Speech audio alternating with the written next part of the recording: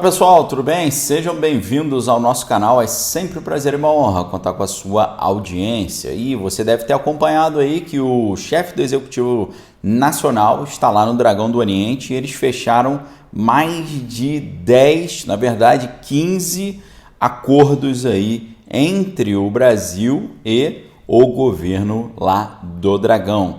Que tipo de acordos foram esses? Que tipo de consequências esses acordos podem ter? Essas são perguntas fundamentais porque isso tudo pode não apenas definir como ficarão daqui para frente as relações do Brasil com o Dragão do Oriente, mas também podem definir até como é que vai ficar a relação do Brasil com os Estados Unidos, uma vez que alguns especialistas dizem que essa visita levanta riscos aí de uma arapuca financeira do Yuan, que é a moeda do dragão, e do Brasil ser classificado aí como uma lista de não amigos por parte dos Estados Unidos. Isso preocupa muito, mas a gente vai analisar tudo aqui com calma, tá? Antes disso, gostaria de dizer para você que lá no nosso treinamento exclusivíssimo, que é o Manual de Sobrevivência 2023, a gente mergulha profundo nesses assuntos de educação financeira, realidade espiritual do final dos tempos e também da questão dos jogos poder lá fora e como eles se traduzem aqui, tá? Primeiro link aqui embaixo.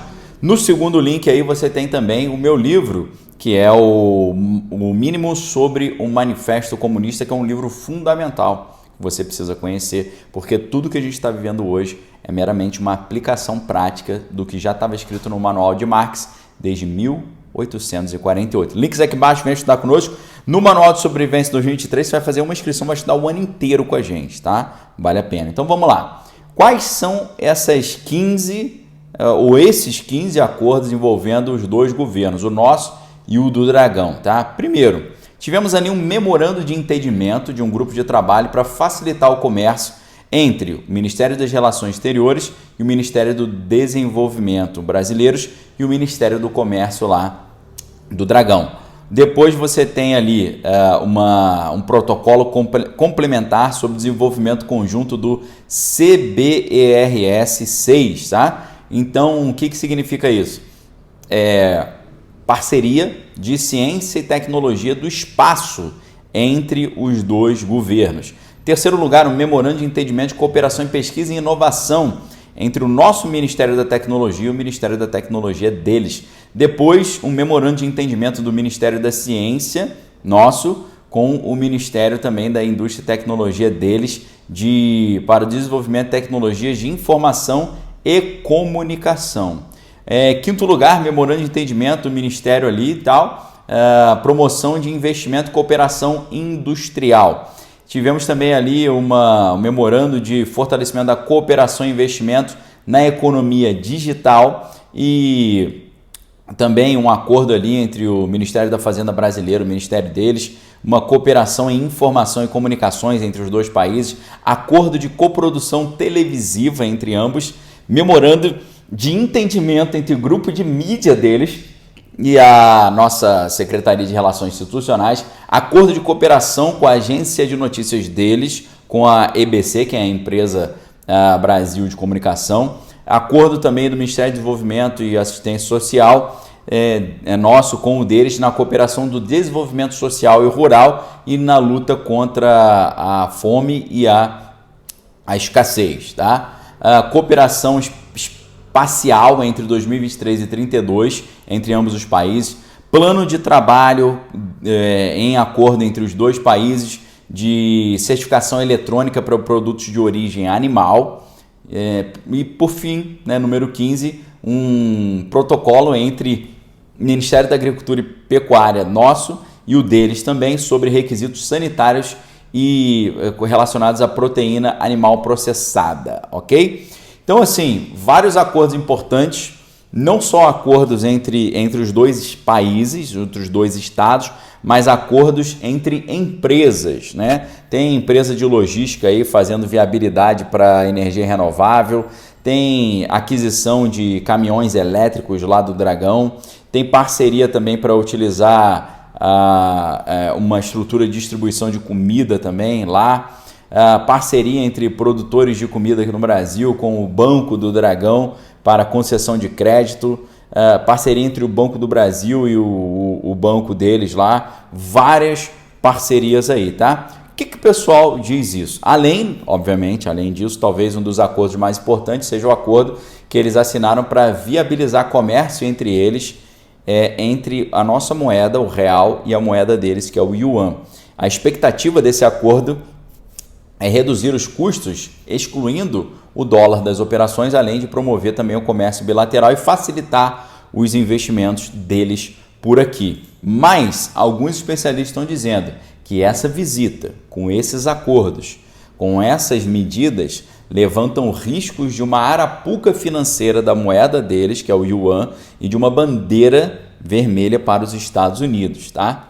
Nesse ponto, eu vou trazer uma reflexão para vocês que é fundamental, ok? Você precisa entender isso que eu vou falar para vocês agora, tá? Nesse cenário todo, está aumentando a exposição e a dependência do Brasil com relação ao dragão do Oriente, tá? Você precisa entender muito bem o que está em jogo aqui. Lidar com os Estados Unidos é fácil? Não. Eles são bonzinhos? Não. Só que tem uma questão. O Banco Central americano, ele é independente e também o seu sistema de justiça tem a sua independência e eficiência, tá? Em geral, isso tem mudado, principalmente no caso do ex-presidente norte-americano, mas em geral é assim, tá? E foi assim que o dólar ele se consolida como a reserva de valor mundial. Quando tem uma crise de confiança, quando o mundo está na incerteza, o que acontece? Os investidores correm para o dólar, tá? Porque eles ainda confiam nos fundamentos institucionais do dólar. Agora, mas a China é a segunda maior economia do mundo, né? E pode até vir a ser a primeira lá na frente. Pode ser que isso aconteça, tá? Agora, você ter um número maior de yuans em vez de dólares nas suas reservas é um negócio que traz um problema gigantesco. Por quê? O Banco Central lá de Pequim não é independente e a moeda deles não tem uma flutuação livre, como é o caso do real, do dólar, do euro e por aí vai. O que acontece? Às vezes, quando o governo lá de Pequim ele precisa, ele desvaloriza a própria moeda para ele conseguir, por exemplo, aumentar as exportações ou para tentar dar conta do déficit público interno. Eles fazem isso com frequência, né? E deixam muitos dos agentes econômicos ali pegos de surpresa, tá? Da noite para o dia, então, com uma decisão monocrática deles, se o Brasil tiver uma reserva muito grande em yuan, a reserva pode perder de 5% a 10% do seu valor, tá? Além do que, se você tem reservas em yuan, você só vai conseguir comprar produtos lá de Pequim, ok? Ou então dos outros membros lá dos BRICS. Isso aí poderia tirar a liberdade do Brasil de escolher quais são os seus fornecedores. Hoje, por exemplo, o Brasil vende soja, minério e carne lá para Pequim e recebe dólar. Com esse dólar, ele pode comprar o que ele quiser. Se ele receber na moeda lá de Pequim, só vai poder comprar produtos deles ou de outros desses países que com eles têm essas parcerias, tá? Então, isso pode se traduzir numa grande arapuca financeira. Se a gente, por exemplo, faz uma parceria muito profunda de tecnologia com eles, tem um outro problema, porque a maior empresa de tecnologia de comunicação deles, por exemplo, já foi banida dos Estados Unidos, Canadá, Reino Unido, Austrália, Nova Zelândia. A Alemanha está estudando fazer a mesma coisa e tem vários países que estão pensando em adotar essas restrições. A empresa deles também não é uma empresa 100% autônoma, porque sempre tem membros ali do sistema governamental dentro da administração dessas empresas.